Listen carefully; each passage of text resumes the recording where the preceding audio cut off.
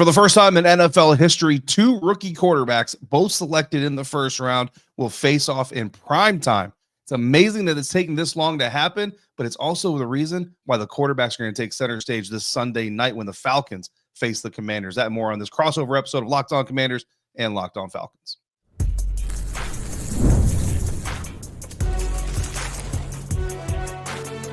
You are Locked On NFL Crossover, part of the Locked On Podcast Network. Your team every day.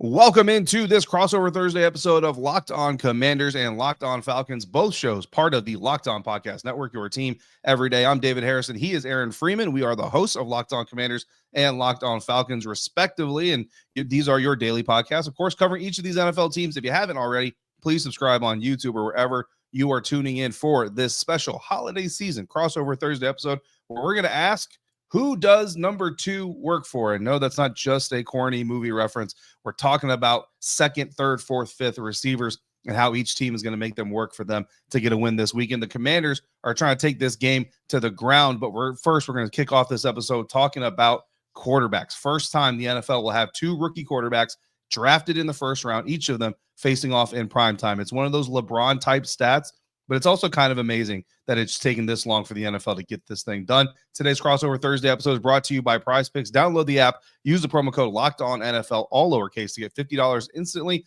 when you play your first $5 lineup. We thank you for coming through today. Every day is both episodes of both shows. A special thank you for coming through every single day. Aaron Freeman, appreciate you making time out for me on this Christmas day. Happy holidays to you. Merry Christmas or whatever holiday you're celebrating this time of year, man. Hope you're doing well. Hope your family is doing well. Hope the Falcons, first place in the NFC South, are pretty happy right now. So what's going on around the Atlanta Falcons these days? Well, thank you, David. Happy Merry Christmas to you and a Happy New Year. And the vibes this week in Atlanta are great. They hadn't been great for several weeks. And so that's the main thing going on with Michael Penix coming off an impressive NFL debut, looking like, a multi-year veteran quarterback. I know the Commanders fans, have had similar, observations with their rookie quarterback this year. And it's nice. It's nice to be in a good spot with the Atlanta Falcons this past week. Got to give a shout out to my guy, Cooper Rush, who gave the best Christmas gift ever by beating the Tampa Bay Buccaneers and getting the Falcons back into a situation where, they potentially could clinch a playoff spot this Sunday night. Yeah, I mean, absolutely. Look, if the Atlanta Falcons beat the Washington Commanders and the Tampa Bay Buccaneers lose to the Carolina Panthers, then they win the NFC South and are going to go to the postseason. For the Washington Commanders, if the Washington Commanders win and beat the Atlanta Falcons, they're in the playoffs. If the Tampa Bay Buccaneers lose to the Carolina Panthers, then the Commanders are in the playoffs regardless of what happens Sunday night. So basically what we're saying is that everybody watching this show right now is a Carolina Panther fan this weekend because, of course, Commanders fans, as much as you want to see them beat the Falcons, you would love to just come into Sunday night and just be able to enjoy the game without the stress of playoff seeding hanging over your head.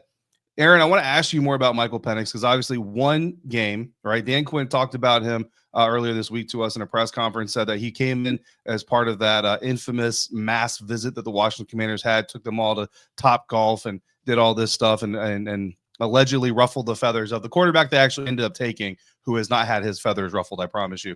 But Dan said Michael Penix, his leadership, his strength has always kind of shown through, his arm talent, all those things. Basically, the reason they kind of came off of him on the draft board and didn't really consider him for number 2 overall was because he just doesn't play the same style of football they were looking to play, which is the Jayden Daniels run and gun. I've talked about this with Commanders fans who have been frustrated about the lack of short yardage passes to guys like Luke McCaffrey. Jayden Daniels' check down is running the ball. How do you describe Michael Penix Jr.'s game, even though you've only seen him for one start so far? Yeah, so far, his game is very much more of, I'm going to run the offense. My checkdowns are actually checkdowns to running backs and tight ends, rather than, doing the thing that Jayden Daniels has done so well this year, which is, if it doesn't come open, I'll just run it in. There's a pretty good chance that I can bust this thing for like a 20-yard gain or something like that. And it's like, okay, well, you took a bad thing and you made it into a very big positive. And I think with Michael Penix, the thing that stood out in his start was the poise, his ability to execute the offense at a fairly high level, considering like it wasn't like the greatest start. You probably look at the stats and you're like, okay, what's that impressive about, his stat line, 18 for 27 or whatever it was, for 202 yards and an interception. That really wasn't his fault, but it was just really with going back to the illustrious month of Kirktober, where you saw, Kirk Cousins being able to get the ball into the hands of his playmakers. That's something that Michael Penix was able to do this past Sunday, and just looking like a quarterback that, wasn't making his first NFL start, but really kind of making his 14th or 15th NFL start in that sort of comfort in the offense and operating at a high level. Yeah, and I think it's really interesting because, I go back to the draft season, right? And I remember you talking about this specifically. Like, a lot of people criticize the Atlanta Falcons for taking the quarterback after spending all the money on a quarterback and not giving him weapons, a la the Green Bay Packers when they drafted Jordan Love and didn't help Aaron Rodgers out. But it was repeated during that time. Like, this isn't about the player, Michael Penix Jr. This is about the team decision and the franchise direction and all these other things. So now you see Michael Penix step on the field, and I think you say the word poise, and that really strikes me because Jayden Daniels has been complimented for his poise. Bo Nix has been complimented for his poise. Now Michael Penix Jr. is being complimented for the same. Drake May, I'm not fully tuned into his beginning of his career, but I know there have been times where he's also been complimented for similar type of things. And I think what it boils down to, man, a lot of it is the right fit for the right young quarterback. When you look at Zach Robinson, the offensive coordinator, this coming from the Rams, Matt Stafford, Jared Goff, pocket passers, guys who like to stand tall in the pocket and kind of do those things. So Michael Penix Jr. kind of fitting into that role. It seems to fit. Like, I don't know how much he would want to do things with like a Jayden Daniels or JJ McCarthy type, but obviously he has experience with this type of quarterback. So I'm glad that it's working out. And I think a lot of Commanders fans are glad it's working out for Michael Penix Jr., just not this Sunday.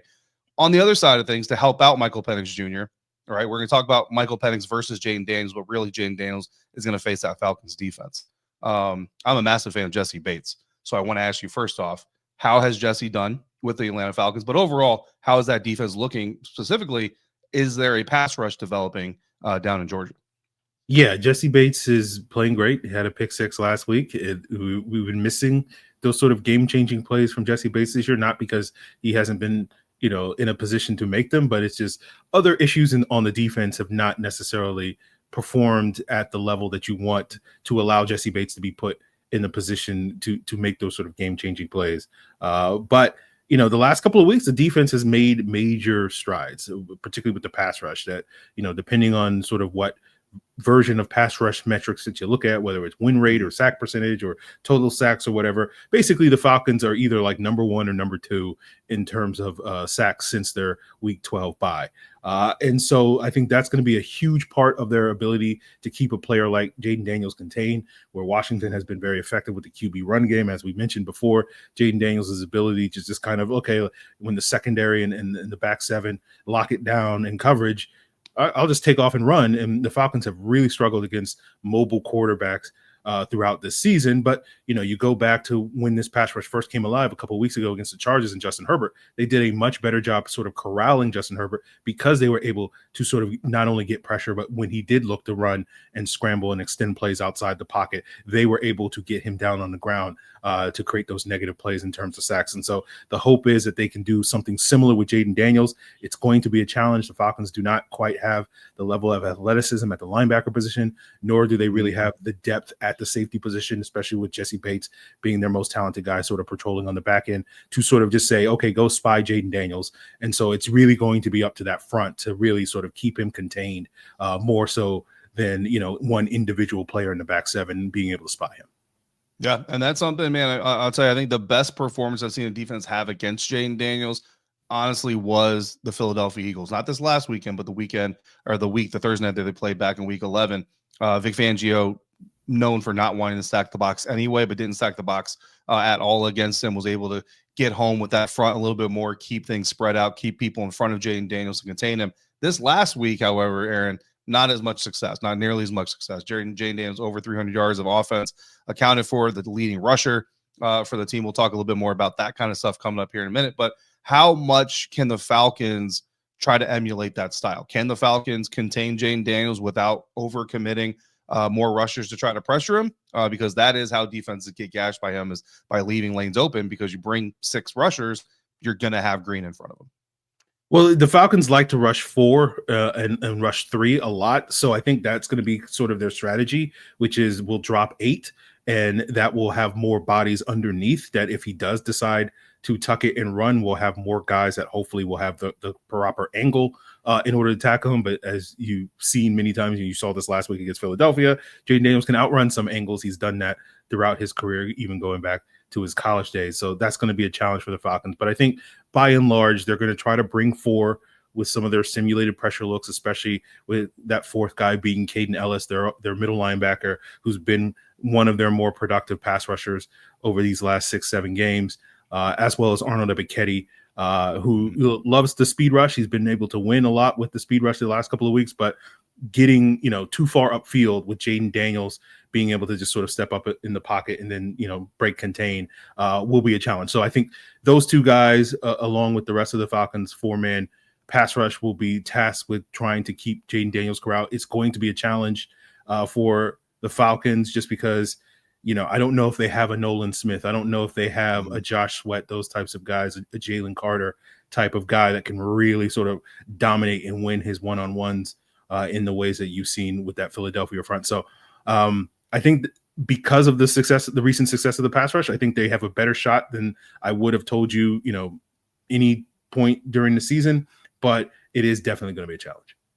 Yeah, and Jayden Daniels has been a big part of that offense, throwing and running. The question for the Washington Commanders offense coming into this weekend is going to be, can they get the rest of the ground game going along with Jayden, or Jayden going to have to continue to start putting on that superhero cape that they avoided trying to put on him early this season? We'll get into the Washington Commanders side of this contest coming up next on this Crossover Thursday episode of Locked On Falcons and Locked On Commanders, part of the Locked On Podcast Network, your team every day.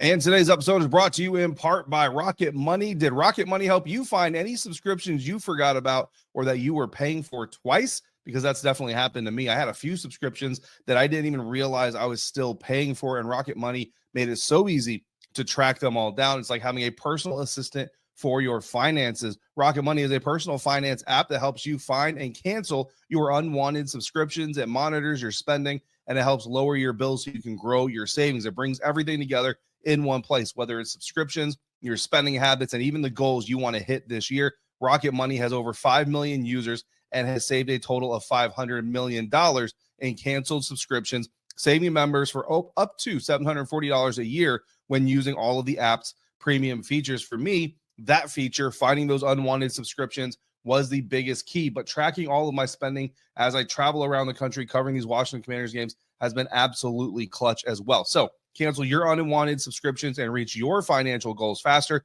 with Rocket Money. Go to rocketmoney.com/lockedon today. That's rocketmoney.com/lockedon, rocketmoney.com/lockedon. Locked On Falcons, Locked On Commanders, Crossover Thursday, previewing this week's Sunday night football matchup between these two teams. A lot of playoff implications potentially on the line here as these two teams clash. We've been talking about the Atlanta Falcons, everything going on there on that side of the ball. Aaron, let's kick it over to the Washington side of things. I'm going to tell you right now, the immediate current day, present day concern on the offense is getting the ground game going outside of Jayden Daniels, right? Like, Jayden has been great. If you stat scouted, if any Falcons fans out there stat scouted the Commanders versus Eagles, you're going to look at it, you're going to say, man, Commanders ran for 113 yards, averaged 4.7 yards per carry. They had a pretty good game running the ball. Here's the problem. That was all Jayden Daniels. Brian Robinson carried the ball 10 times for 24 yards, 2.4 yards per carry. That is not good for your fantasy team, for the real team, for any team. And it was the 4th time this year that B-Rob has been held under 3 yards per carry, which is a career high for him. Aaron, we came into this season looking at Brian Robinson and looking at this power run game and saying this is going to be the catalyst to get this offense off the ground. It's run first, but it's not just run first. It's power run first. It's not Austin Eckler slash and dash. It's Brian Robinson punishing the middle of defenses, forcing them to collapse in, opening up the edges for Jayden Daniels, giving him more time in play action to find open receivers. And that's exactly what we had for the first 12, 13 weeks of the NFL season. The last couple of weeks, though, I don't know if it's the offensive line, if it's defenses, if it's B-Rob, a combination of the three.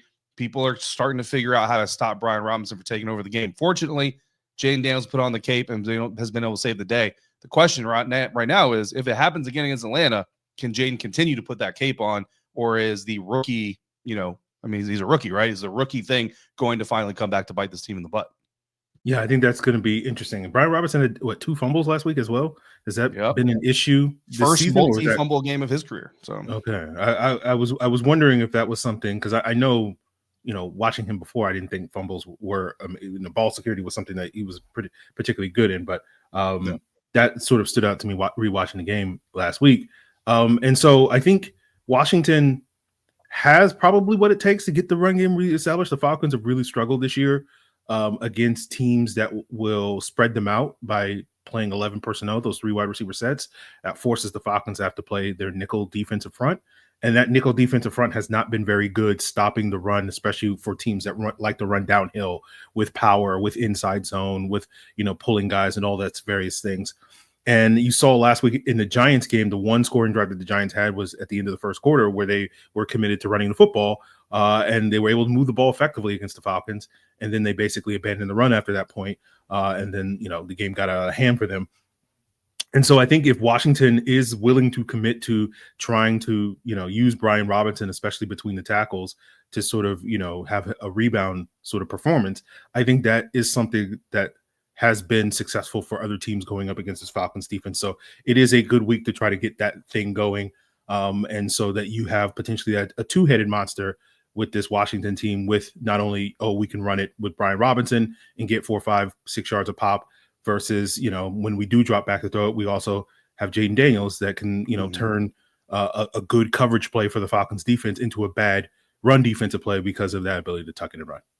Yeah, and that is the hope for the Washington Commanders this week. Dan Quinn kind of made a little bit of an alluded a little bit to the Tennessee Titans game, and I think there's a little bit of similarity here in the way that they want to attack the Falcons defense, the way they attacked the Titans defense, and the way they did that, and the success they were able to have up front led to Brian Robinson averaging 6.4 yards per carry in that game. Went over 100 yards with a rushing touchdown in only 16 carries. And actually, Chris Rodriguez, who is their other kind of power back, obviously the backup power back, was able to come in, get a little over a dozen carries, and have almost 100 yards himself and another touchdown. I don't know that they're going to have as much success against the Titans as they did the Falcons. Statistically, Falcons actually have a worse run defense this year, so obviously there's going to be some optimism from the Commander side of this thing there. But defensively, there's some optimism in this defense, Aaron, because the Washington Commanders finally did not collapse in the fourth quarter of a game defensively. They almost gave away a game against the New Orleans Saints a couple weeks ago. They've had a run of games where they're just giving up points in the fourth quarter, the second half specifically, costing them games. In week 16, they flipped the script and they said, you know what, we're just going to give the Eagles all the points in the first quarter. 21 points allowed in the first quarter. The first time this season the Commanders' defense has given up more than 7 points in any first quarter. And then they went on to give up only 6 points in the fourth quarter. Only the third time in the last 7 weeks they've given up less than 12 points in a fourth quarter. So the question for the Commanders' defense is, can they put together a 60-minute defensive performance? The question for the Falcons is, can you take advantage of the fact that the Commanders are known for having at least one quarter in every game where they give up a butt ton of points? Aaron, is this an offense with Michael Penix Jr.'s second career start that's capable of doing that if the Commanders open that door on Sunday night? We'll see, David. That's where we're at with Michael Penix with one game. That's really what these next 2 games is kind of like, okay, where exactly is this offense? Where exactly is this young quarterback? And so we'll find out a lot more of those answers. I think if Commanders fans are worried about the fourth quarter, traditionally the Falcons they're dead last in the NFL in fourth quarter points scored this year. They averaged like about 3.2 points. They scored 3 last week against the Giants. So they didn't really, necessarily be able to pad their stats a little bit to get out of bottom place with that. So, if it comes down to, who's going to be able to, if it's a close game in the fourth quarter, traditionally the Falcons, have not been the team that has been trusted in those situations outside of the first couple of games of the season to be able to make the plays that they need to in the fourth quarter in order to win those sorts of games. So we'll see. It basically is at this point where it's just like, I'm just as curious about what this Falcons offense looks like in Michael Penix's second start, as I'm sure all the Commanders and Falcon fans listening are as well. So it's just basically like, I think the Falcons do have that ability, especially if they can get Bijan Robinson going with the run game as well as the passing game, and getting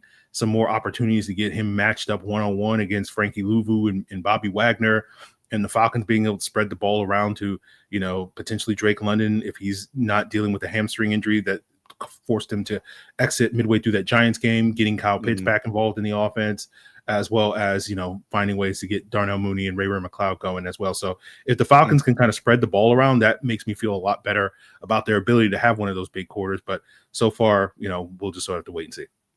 Yeah. I'll just tell you selfishly, look, nothing against Kirk Cousins, but I'm really happy that I get to see Michael Penix Jr. play in person for the first time myself, for the second time, obviously himself in the NFL. So obviously these quarterbacks are going to play a big role in this game, but how they spread the ball, like Aaron Freeman just said, when healthy, both these teams have a pretty clear number one receiver on their team. It's the number 2, 3, 4, and 5 options that could dictate the outcome of this week's game between the Falcons and Commanders. We'll talk more about that coming up next on this Crossover Thursday episode, part of the Locked On Podcast Network, your team every day. Today's episode is also brought to you in part by FanDuel. The NFL playoffs are almost here. Both the Commanders and the Falcons are vying for positions in the postseason tournament, and it's not too late for you to get on all the regular season action with FanDuel, America's #1 sportsbook. And right now, new customers, you can finish the season strong with $250 in bonus bets if your first $5 bet wins. FanDuel has so many ways for you to pick up a dub this regular season. I love betting on which players are going to score touchdowns and how many points each team is going to score in my same game parlays. It's a lot of fun, adds a little bit of excitement to some games that maybe you otherwise would not be as interested in. And not only can you bet on who's going to win the game, but FanDuel also has bets for passing yards, rushing yards, total points scored, and so much more, including placing a bet on the Washington Commanders versus the Atlanta Falcons game this weekend, where the Commanders are favored right now by 4.5 points. The over-under for total scoring is set to 47.5. So visit FanDuel.com to join today. That's FanDuel.com for your chance at $250 in bonus bets. Make every moment more with FanDuel, an official sportsbook partner of the National Football League. This week's Crossover Thursday episode of Locked On Falcons and Locked On Commanders is brought to you by Prize Picks. Download the app. Use the code Locked On NFL, all lowercase, to win $50 instantly when you play $5. We're going to get into the 3 things that each side of this competition must do in order to win. And Aaron Freeman, we're going to kick it off with you. The Atlanta Falcons visiting the Washington Commanders Sunday Night Football, Week 17. What are the 3 things that you think the Atlanta Falcons have to do in order to get the upset win over the Washington Commanders? So the main 3 things: number 1, contain the quarterback with pressure. Number 2, win the turnover battle. And number 3, spread the football around on offense. I think, going back to number 1, as we've discussed a lot, like, you got to get Jayden Daniels on the ground. Again, he's going to pop some runs. He's going to do some things that we have seen him do throughout his rookie season, but you can't let that sort of take over the game in the ways that previous running quarterbacks or mobile quarterbacks have been able to do against this Falcons defense. And that starts with that front 4 being able to get reliable pressure on him to get him on the ground, not only as a passer, but also as a runner, and containing him in that way. I think with the turnovers, I think that's been, at least in my eyes, a big part of Washington's kind of recent struggles, where for the first, 7-8 games of the season, they rarely turn the ball over. And these last couple of weeks, you've seen them, turn the ball over a ton, especially last week. And so if the Falcons can be opportunistic, and guys like Jessie Bates can get those interceptions on the back end, and they can force fumbles like Philadelphia was able to do, and play a clean game, which is something that Michael Penix, again, he had an interception before the halftime, but that was basically a drop pass by Kyle Pitts. Not his fault. And that's been a big issue. That's a big reason why Kirk Cousins is no longer starting, because the Falcons could not protect the football. So we need to see a clean game from Michael Penix. We need to see a clean game from this Falcons offense as far as turnovers go, and hopefully a very dirty game for the Washington Commanders when it comes to turnovers. And then the last thing is spread the ball around. Kyle Pitts has been basically a much maligned player among Falcon fans, but there's no doubt that this Falcons offense is better when he's involved, along with Drake London and Darnell Mooney and Bijan Robinson and Tyler Algier, and it becomes a pick your poison with all these different weapons that the Falcons have.